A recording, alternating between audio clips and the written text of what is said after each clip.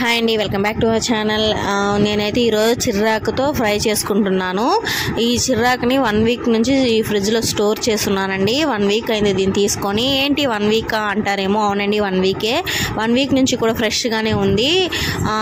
ఎలా అంటే మనం ఆకు తీసుకున్నప్పుడు కొంచెం సేపు నీడలో ఆరబెట్టేయాలండి. తేమ అంతా పీల్చుకునేసిన తర్వాత మనం ఒలిచి కవర్లో వేసి పెట్టేసుకుంటే 1 వీక్ పైనే ఉంటుంది. ఒకసారి ట్రై చేయండి.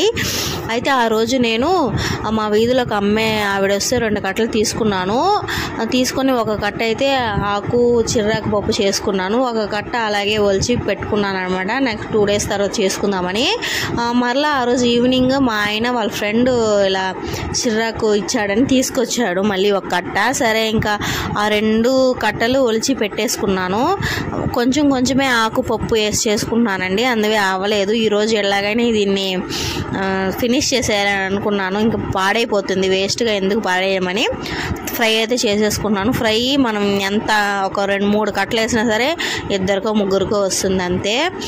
ఫ్రైకి ఏం లేదండి, మనం బాణలు పెట్టుకొని ఆయిల్ పోసుకున్న తర్వాత ఆవాలు వేసుకుని ఆవాలు చిటపటలాడిన తర్వాత మనం పప్పు ఉంటుంది కదా, శనగపప్పు వేసుకోవాలి. తర్వాత తెల్లగడ్డలు, కరివేపాకు వేసుకోకపోయినా ఆప్షనల్ అండి, ఎందుకంటే కరివేపాకు ఇందులో కనిపించింది కాబట్టి. శనగపప్పు, ఉద్దిపప్పు కూడా వేసుకోవచ్చు. వేసుకున్న తర్వాత మనం ఆకు వేసుకొని ఫ్రై చేసుకోవాలి. బాగా సిమ్లో పెట్టి ఫ్రై చేయాలి. బాగా ఫ్రై చేస్తే లాస్ట్కి అయితే మనకి ఒక 2-3 మెంబర్స్ సరిపోతుంది. పసుపు ఇంకా బాగా ఫ్రై అయిపోయిన తర్వాత లాస్ట్లో వేరుశనగ పప్పులు అండ్ ఎండుమిరపకాయలు కలిపి పొడి చేసుకున్నాను. దాన్ని అయితే వేసుకున్నాను. కారం కూడా వేసుకోవచ్చు, కానీ ఈ పొడి కొంచెం టేస్ట్గా ఉంటుందని వేసుకున్నాను. ఒకసారి అయితే ట్రై చేయండి. మనం ఏదైనా ఫ్రైల్లో కూడా ఈ పొడిని వేసుకుంటే చాలా టేస్ట్గా ఉంటుంది. అది కూడా నాకు మ్యారేజ్ అయిన తర్వాతనే ఇలా తెలిసింది. మ్యారేజ్ అవ్వకముందు అయితే మా అమ్మ ఎప్పుడూ చేసింది లేదు. మేము కారం వేసుకుంటాం అంతే.